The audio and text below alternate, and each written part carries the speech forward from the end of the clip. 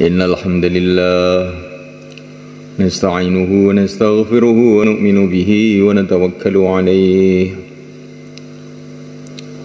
ونعوذ به من شرور أنفسنا من سيئات أعمالنا من يهدي الله فلا مضل له ومن يضلل فلا هادي له أشهد أن لا إله إلا الله وحده لا شريك له وأشهد أن سيدنا مولانا محمدا عبده ورسوله اللهم صل وسلم وبارك عليه وعلى آله وأصحابه والتابعين لهم إلى يوم القيامة أما بعد فقد قال في كتابه الكريم إن الذين قالوا ربنا الله ثم استقاموا تتنزل عليهم الملائكة ألا تخافوا ولا تحزنوا وأبشروا بالجنة التي كنتم توعدون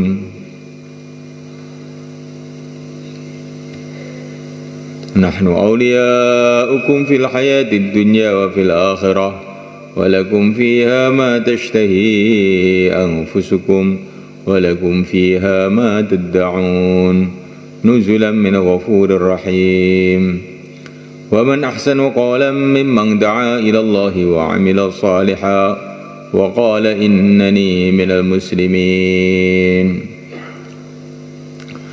ولا تستوي الحسنة ولا السيئة ادفع بالتي هي أحسن فإذا الذي بينك وبينه عداوة كأنه ولي حميم وما يلقاها إلا الذين صبروا وما يلقاها إلا ذو حظ عظيم.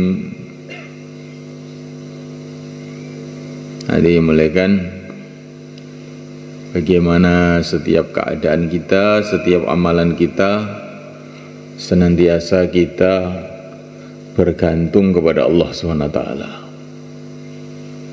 Apa saja amalan yang dibarengi dengan hati tawajuh bergantung kepada Allah, maka amalan itu nanti akan diterima dan diberkati oleh Allah.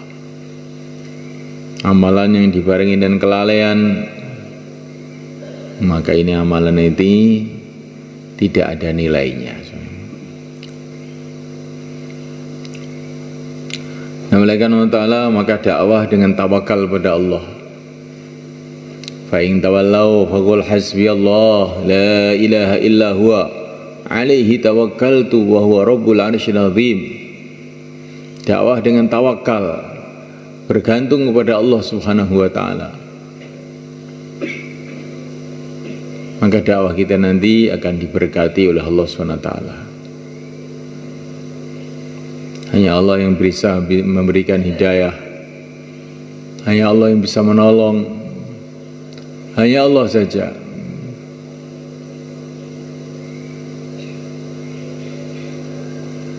Memuliakan Allah SWT.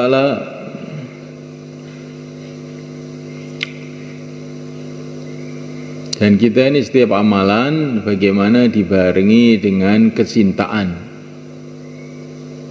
kepada yang mulia Nabi Agung Muhammad SAW.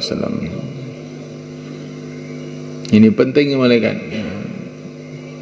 Amalan apapun, kata Sayyidina Umar, kalau tidak dibarengi dengan kecintaan kepada Nabi, itu nanti tidak ada nilainya.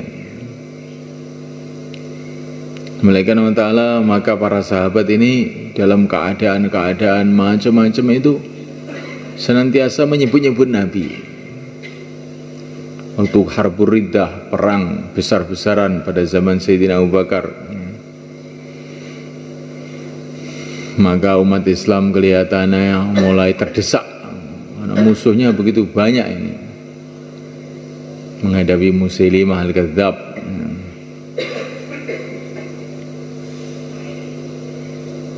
Orang Yamamah.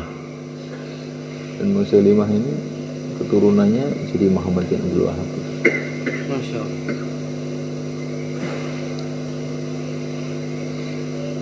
Namanya Allah Ta'ala,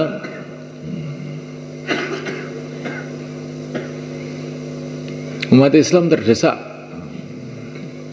maka untuk membangkitkan semangat mereka itu, mereka berteriak, "Wa Muhammadah, wa Muhammadah." Teringat Rasulullah, langsung semangat lagi, mereka bergerak, dan kemudian dalam waktu yang cepat mereka telah ditolong oleh Allah SWT.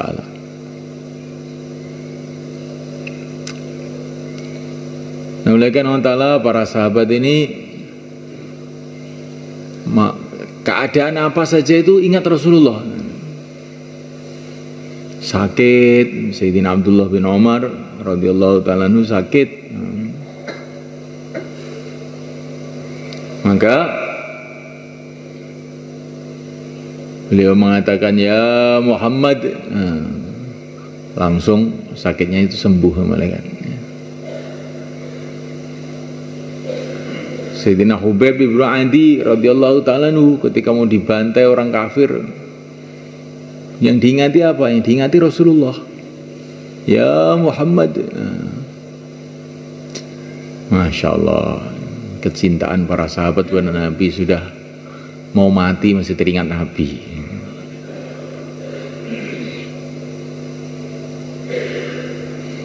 Maka kalau hati bergantung kepada Allah dan senantiasa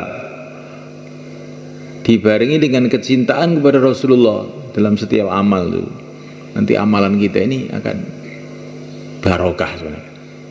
Insyaallah malaikat.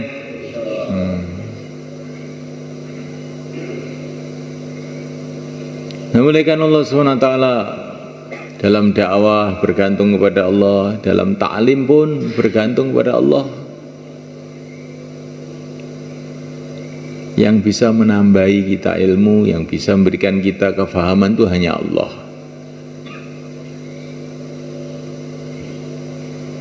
Al-Quran yang dibaca oleh para sahabat, Al-Quran yang dibaca oleh Imam Asy-Syafi'i, Al-Quran yang kita baca, Qurannya sama, tapi kefahamannya ini berbeda. Di antara sebabnya apa? Di antara sebabnya karena hatinya mereka itu memang betul-betul hati yang suci, bergantungnya kepada Allah itu kuat, sebagaimana yang diarahkan dalam Al-Quran. Kalau kamu dengar Quran itu kamu doa, wala ta'jal bil Qur'ani min qabli ayyuqdha ilaika wahyuh wa qur rabbi zidni ilma. Kalau kamu dengar Quran, hai Muhammad, maka kamu baca doa, wa qur rabbi zidni ilma, ya Allah tambahilah aku ilmu. Maka Rasulullah itu memahami perkara-perkara yang orang lain nggak paham sebenarnya kan, dalam Quran itu. Hanya alif lam mim itu siapa yang paham? Nggak ada yang ngerti itu apa itu alif lam mim. Tapi ketika Jibril mengatakan alif, maka Nabi mengatakan na'am, na'am, iya, iya, iya, iya apa? Orang nggak ngerti itu. Lam, iya, iya, kata Nabi. Jadi Nabi paham, orang-orang lain nggak paham. Jadi ada di dalam Al-Quran itu perkara-perkara yang paham itu hanya Nabi saja. Ada dalam Al-Quran itu yang paham hanya para wali saja. Ada dalam Al-Quran itu yang paham itu hanya para ulama saja. Yaitu beda-bedanya hatinya manusia sehingga pahamannya itu beda-beda. Jangan kita kira gitu agama itu seperti yang kita pahami saja. Tidak. Nanti hati kita tambah bersih, nanti kefahamannya Allah akan tambah lagi, tambah lagi. Tawajuh kita kepada Allah tambah, maka nanti Allah akan tambah. Maka kita baca Quran dengan tawajuh kepada Allah, mendengarkan ilmu-ilmu yang bersumber dari Quran dengan tawajuh kepada Allah. Dan mendengarkan Al-Quran, mendengarkan agama itu dengan syukur. Inna fi dzalika laayat likulli sabbarin syakur. Orang yang bisa paham Al-Quran ini hanya orang yang sabar, banyak sabarnya. Kalau orang nggak sabar, nggak paham Quran itu. Baru dengar sebentar sudah ngantuk. Kamu ini bagaimana mau sabar? Kalau tidak sabar, bagaimana mau paham? Inna fi dzalika la ayat likulli sabarin syakur.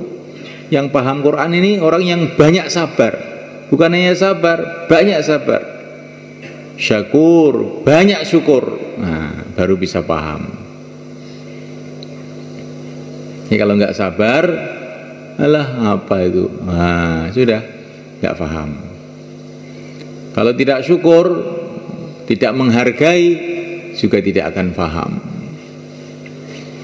Kalau tidak tawadhu pada Allah, paham dikit, nah, sedikit aja.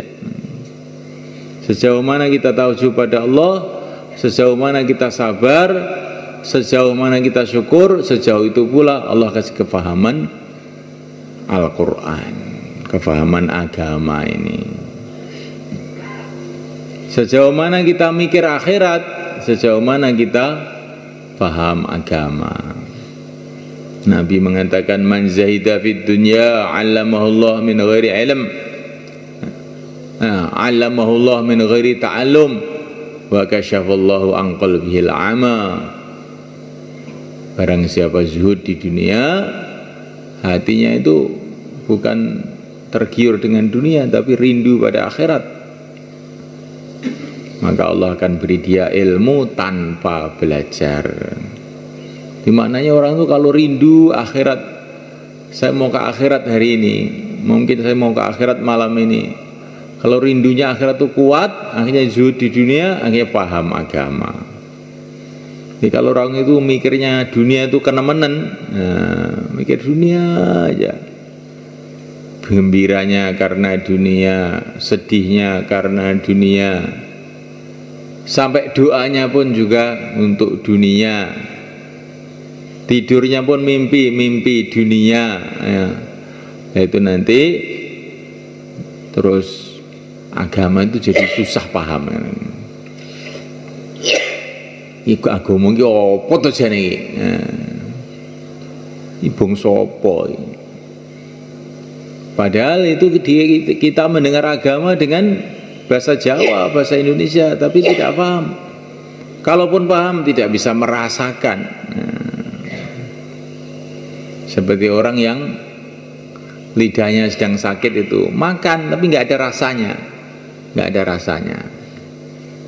Itu kan kadang-kadang lidah itu kan kalau habis sakit itu minum teh pahit, minum kopi pahit, nah begitu itulah namanya, itu nggak bisa merasakan lagi.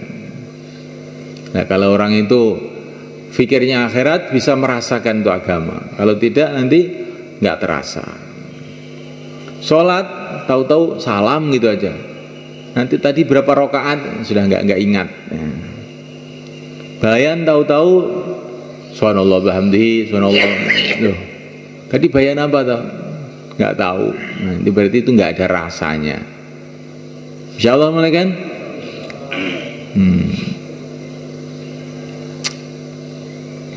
Dakwah bergantung pada Allah, taklim bergantung pada Allah, ibadah juga bergantung pada Allah.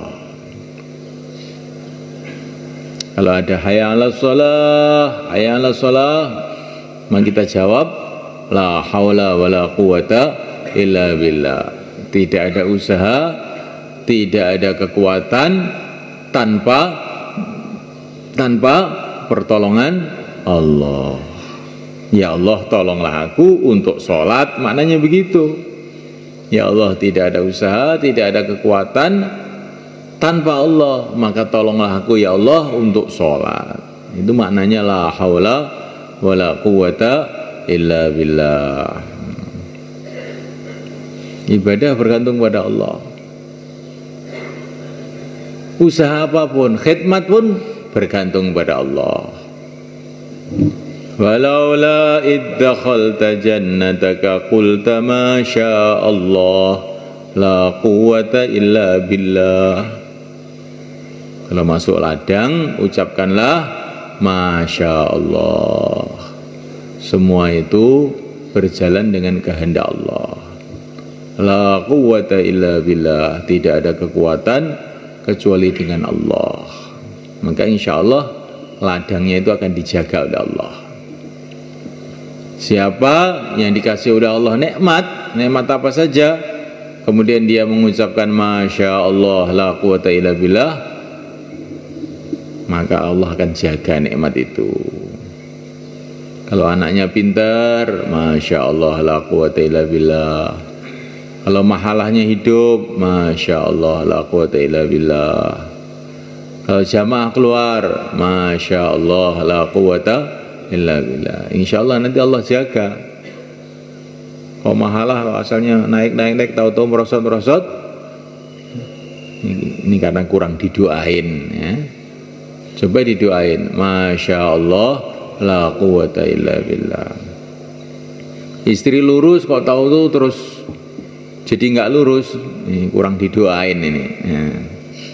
Coba didoain setiap ketemu tuh Masya Allah la quwwata illa billah, nanti kan lurus terus insya Allah malaikat. Anak lurus tahu-tahu mogok tengah jalan, kurang doain Masya Allah la quwwata illa billah. Nabi Ibrahim itu bangun Ka'bah kan. Beliau tukangnya, Nabi Ismail itu kulinya. Yang bagian ngaduk lumpur. Tempat ngaduk lumpurnya itu sampai sekarang masih ada. Jadi itu kalau orang tawaf di Ka'bah itu ada Hajar Aswad. Dekatnya Hajar Aswad itu sebelah kanannya begitu di Multazam itu ada marmer agak coklat gitu. Lihat tuh. Oh, enggak sempat ngamati. Ada marmer itu coklat, yang lain-lain putih, dia coklat sendiri. Itu namanya Mi'jan. Mi'jan itu tempat ngaduk lumpurnya Nabi Ismail untuk bangun Ka'bah itu.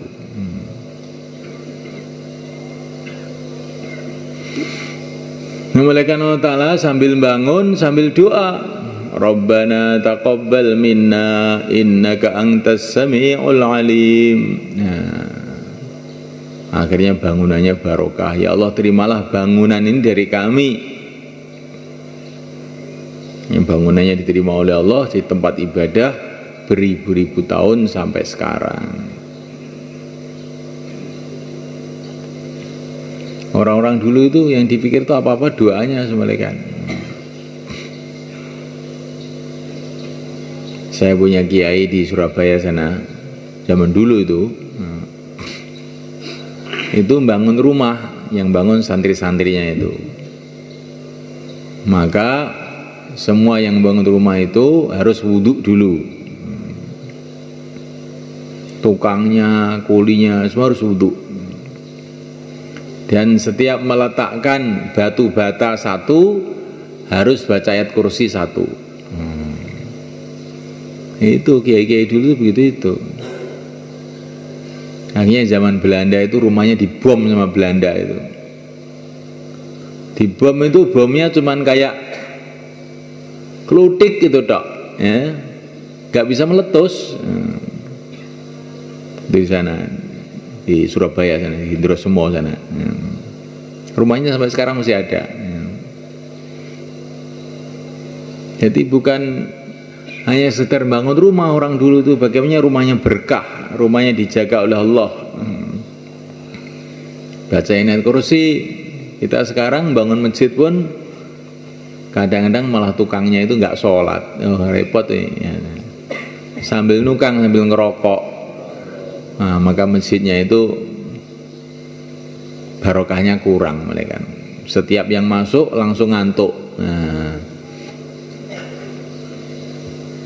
jadi ini semalekan Allah Ta'ala kita renungi apa saja itu, yang penting itu barokahnya itu, jangan bendanya, materinya. Bendanya, materinya, bukan. Kalau yang kita pikirkan bendanya, materinya, barangnya, itu saja tanpa kita mikir barokahnya, maka ini sama aja dengan kita niru-niru orang yang nggak beriman. Itu namanya orang nggak beriman itu yang dipikir barangnya saja, bangunannya, bendanya. Kalau orang iman yang dipikir barokahnya. Anak yang dipikir bukan anaknya, bagaimana barokahnya. Ya Allah, berkatilah anakku ini. Maka kalau kunut subuh bagaimana? Barik lana fima a'tait. Ya Allah, berkatilah kami dalam apa yang Kau berikan kepada kami. Anaknya barokah, istrinya barokah, hartanya barokah, umurnya barokah, kerjanya barokah, dakwahnya barokah. Barokah itu bagaimana? Datang kebaikan-kebaikan yang tidak dikira-kira oleh otak kita, itulah namanya barokah. Barokah kayak Ka'bah itu namanya barokah. Kayak masjidnya Rasulullah itu masjid barokah itu. Seluruh dunia datang, nggak usah diundang tuh datang aja. Ini barokah namanya. Insyaallah malaikat. Kalau makan doanya gimana? Allahumma barik lana fima razaqtana. Yang dipikirkan itu barokahnya, bukan enaknya. Lauknya sambal, tewel, kerupuk, ikan, itu enggak begitu penting. Yang penting barik lana fima razaqtana. Ya Allah, berkatilah makanan ini. Ini kalau makan itu berkah, masuk perut terus seger. Ngaji jadi ringan, ya, ibadah jadi ringan. Nggak ada pengen maksiat. Ya kalau makanan itu tidak berkah, itu makanan itu masuk perut timbul gejolak ingin maksiat. Ini nggak berkah. Kalau nggak ada gejolak timbul malas, ya, makanan nggak berkah. Habis makan terus males, apa-apa males, ya, perutnya berat kayak ada beban 1 ton di perutnya itu. Terus ngantuk aja, ya. Kecuali waktu makan melek. Ya. Ini adalah termasuk makanan yang kurang barokah. Insyaallah malaikat. Enggak didoain, makan tuh didoain biar berkah. Tidur yang barokah. Didoain tidurnya itu. Bismillahirrahmanirrahim ahya wa amut. Terus baca tasbih 33, 34. Tidurnya berkah nanti. Tidur berkah itu bagaimana? Tidak begitu lama tapi sudah cukup. Nah, jadi kalau tidur tidak berkah itu sudah tidur mulai ngisak sampai subuh masih ngantuk aja juga, tidur gak berkah. Berkah itu perkara itu sedikit aja sudah cukup. Tapi kalau tidak berkah itu banyak pun gak cukup, apalagi sedikit. Gak usah yang macam-macam sudah tampak indah aja kayak Ka'bah itu namanya barokah. Ka'bah itu nggak ada hiasan-hiasannya, cuman kotak segi 4 itu aja. Tapi orang melihat tuh seneng aja sudah. Yang namanya barokah. Tapi kalau tidak barokah itu sudah diukir-ukir sudah itu, tapi juga orang melihat sebel. Insyaallah malaikat. Insyaallah. Supaya barokah itu bagaimana? Yang pertama kali senantiasa doa, yang kedua kali senantiasa ikut sunnah, nanti barokah. Apa aja yang kita pikirkan itu doanya bagaimana, sunnahnya bagaimana, begitu berkah gitu aja. Nanti kan berkah apa-apa itu. Insyaallah malaikat.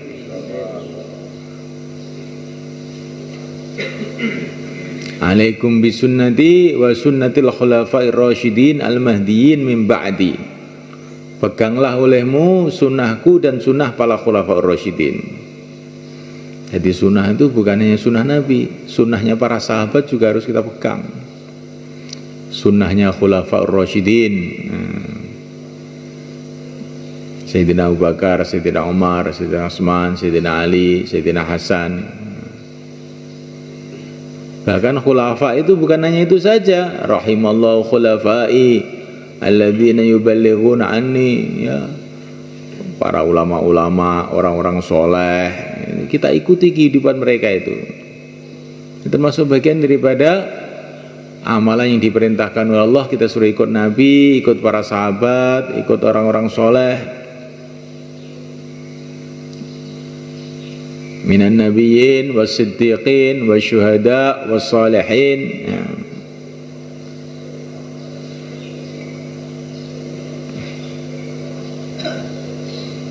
Insyaallah malaikat. Jadi amalan yang sudah dibuat oleh Nabi ini sama-sama halal ya, maksudnya. Dengan yang belum pernah dibuat Nabi nilainya lain walaupun sama-sama halal. Amalan sudah pernah dibuat para sahabat dan yang tidak dikerjakan para sahabat walaupun sama-sama halal nilainya lain. Amalan sudah pernah dibuat oleh orang-orang soleh sebelum kita dengan yang tidak nilainya lain walaupun sama-sama halal. Karena kalau kita ini amalan itu meniru-niru orang-orang yang baik ini, maka ada nilai tasyabbuh, man tasyabbaha biqaumin faminhum, niru-niru orang soleh itu dicintai oleh Allah. Yang kita usaha apa aja itu niru orang-orang yang sudah tampak barokahnya gitu, para nabi, para sahabat, dan orang-orang setelah itu yang sudah tampak barokahnya. Dakwahnya ikut orang Nidhamuddin gitu loh. Kenapa? Karena itu sudah tampak barokahnya. Di Amerika ada agama, di Australia ada agama, itu loh. Orang Australia dari situ tuh, kamu lihat itu barokahnya fikirnya orang Nidhamuddin. Di sana Rusia ada agama sekarang, di Cina hidup agama. Mengikuti orang yang sudah tampak barokahnya itu. Man burika fi syai'in falyalzamhu, kata Nabi.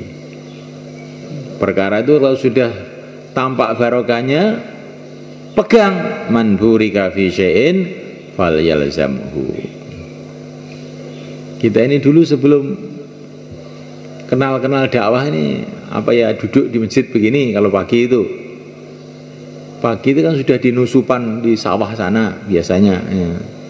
Kalau sekarang duduk di masjid itu ada apa? Ini barokahnya fikirnya Syekh Ilyas. Mari kita pegang, insyaallah malaikat. Biasanya kopiah itu nggak mau nempel, cepot terus. Yang terus nempel itu rokok tuh nempel terus. Kopiah nggak mau nempel. Keluar 3 hari, rokoknya cepot, kopiahnya nempel. Mari kita pegang, insyaallah malaikat. Mana dulu kita ini mikirkan kampung lain, masjid lain, daerah lain, sudah mikirkan dirinya sendiri, anaknya itu sudah mumet. Tetapi barokahnya pikirnya orang-orang itu mungkin kita mikir daerah sana, daerah sini, sehingga mana-mana hidup agama. Maka man burika fi syai'in falyalzamhu, sudah tampak barokahnya kita pegang, insyaallah malaikat. Masyaallah, kita pegang betul-betul sama malaikat. Allah telah memberkati kerja dakwah ini. Pesantrennya pun dipikirkan malaikat. Karena Allah juga sudah memberkati pesantren di negeri kita ini. Itu 500 tahun di negeri kita ini, pesantren-pesantren itu telah berjasa menjaga agama. Mulai zaman Wali Songo dulu sampai sekarang itu umat Islam masih 90% itu diantara jasanya pesantren-pesantren, jasanya musola-musola, jasanya guru-guru ngaji di masjid-masjid itu. Sehingga walaupun dijajah Belanda 300 tahun, umat Islam masih hampir utuh. Maka setiap masjid itu, Maulana Sa'ad bilang, setiap masjid perlu dihidupkan pesantren. ngaji Quran. Nah, setiap masjid ngaji agama, setiap masjid dihidupkan. Di samping dihidupkan 5 amal. Insyaallah malaikat. Setiap kamu ketemu anak-anak kecil, kata Maulana Sa'ad, kamu tanya, ngaji Qurannya di mana nak? Nah, bagaimana umat Islam itu semua itu ngaji Quran. Jangan sampai orang Islam nggak tahu Al-Quran. Jadi sekarang ini takaza dari Nizamuddin itu begitu semua kan. Karena sekarang itu semua kan. Kamu ingat waktu Ramadan kemarin, anak-anak SMA yang pada keluar 3 hari Ramadan itu loh. Masya Allah, yang sholatnya genep itu jarang-jarang itu. Sholatnya itu ada yang 2 kali, ada yang 3 kali. Ya. Wudunya nggak karu-karuan. Yang dari Madiun, yang dari kota itu, karena masjid-masjid itu banyak ikro-ikro itu malah bisa baca Quran. Tapi yang dari Ngawi itu malah gak pada bisa baca Quran itu, karena orang desa-desa itu masjidnya nggak hidup, ngaji Quran itu nggak hidup. Jadi nanti kalau masjid-masjid hidup, akhirnya banyak orang sholatnya benar. Kalau sholatnya benar, agamanya sih benar. Tapi kalau di masjid-masjid ini nggak ada ngaji Quran, nanti anak-anak kita nanti, masya Allah gimana sebenarnya kan. Beberapa tahun yang lalu itu saya keluar di Yogyakarta itu ada orang itu dosen di satu universitas di sana, dosen doktor itu sebenarnya kan, bahasa Fatihah itu belum bisa.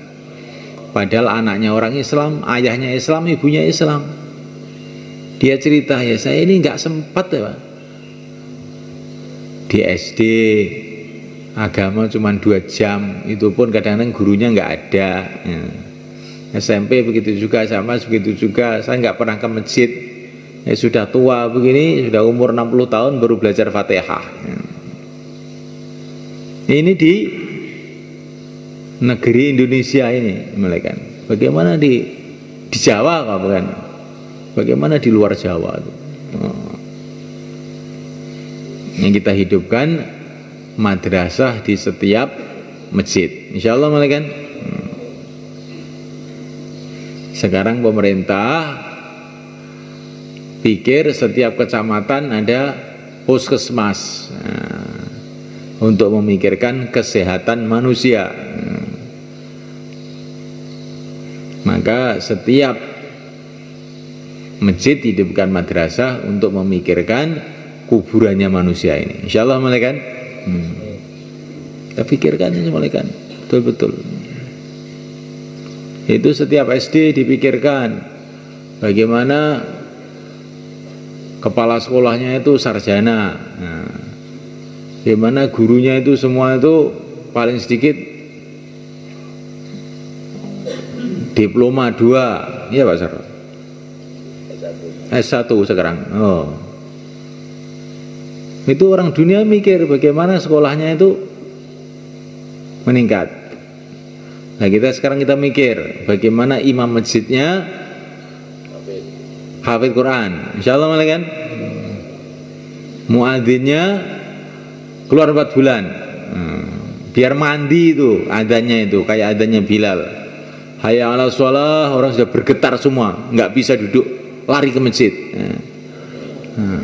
Tapi kalau yang adzan itu malah anak-anak kecil, gimana? Yang melek pun langsung jadi ngantuk. Kalau adanya Bilal, kalau Bilal itu sudah asyhadu anna Muhammadar Rasulullah, itu orang sudah pada nangis teringat Rasulullah semua. Muadzinnya paling sedikit pernah keluar 4 bulan. Insyaallah malaikat. Makmumnya semua mikir agama semua. Wah, insyaallah masjid kita jadi berkah. Jadi meningkatkan mutu masjid. Kayak sekolahan begitu, kepala sekolahnya ada tertibnya, ada harus begini, gurunya harus begini, muridnya juga harus ada tertibnya. Tidak sembarang orang boleh masuk sekolah itu. Diteliti. Nah, orang-orang yang masih normal-normal itu boleh masuk. Nah begitu juga orang yang masuk di masjid kita ini semua kita ajak mikir agama, ada perbaikan amal 3 hari, 40 hari.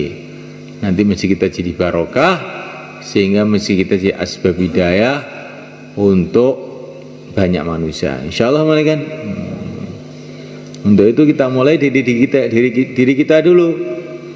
Kita latihan memikir ini, doa kepada Allah supaya Allah kasih paham kita, kasih kekuatan kita. Maka hari ini juga kita keluar 4 bulan atau 40 hari. Yang mau keluar hari ini akan berdiri selatan. Monggo. Simbade mental Pak, monggo. Sekan wulan, akan dosa dinten, tambah masa, sisa masa, silakan. Syekh Hikmat yang temboro itu sepinten? Yang sudah terdaftar 90. Saniki. Hikmat ini ditenani Pak, ngene ditenani insyaallah jamaah sing mental kathah.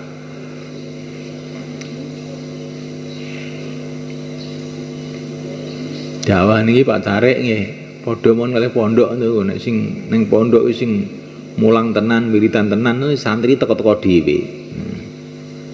Nggih Pak Tarik.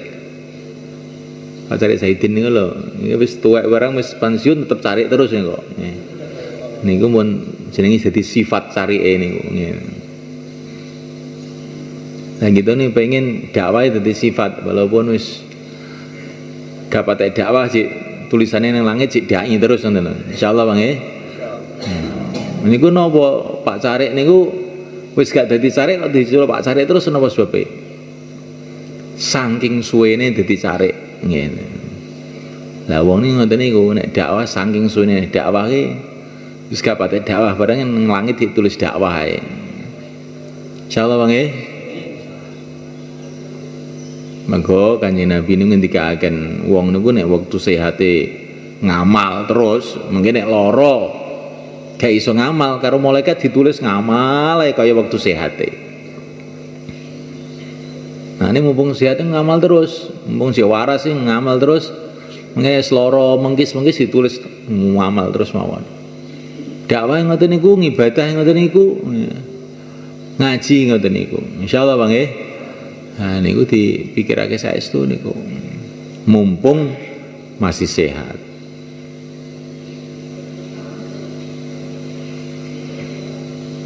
Dalam satu hadis dikatakan kalau orang itu rajin amal, nanti kalau ada udzur maka Allah berfirman kepada para malaikat kurang lebihnya, kamu tetap kamu tulis sebagaimana dia sehat itu dulu. Nah, insyaallah. Semua manusia itu biasanya itu tambah tua itu tambah loyo. Tapi kalau waktu mudanya itu amalannya kuat, insya Allah ditulis kuat terus. Insya Allah mulai kan. Saat ini mudzakarah 3 sekawan-sekawan. Terus undi mumpung sik sehat nih bodo istiqomah. Monggo 3 sekawan-sekawan.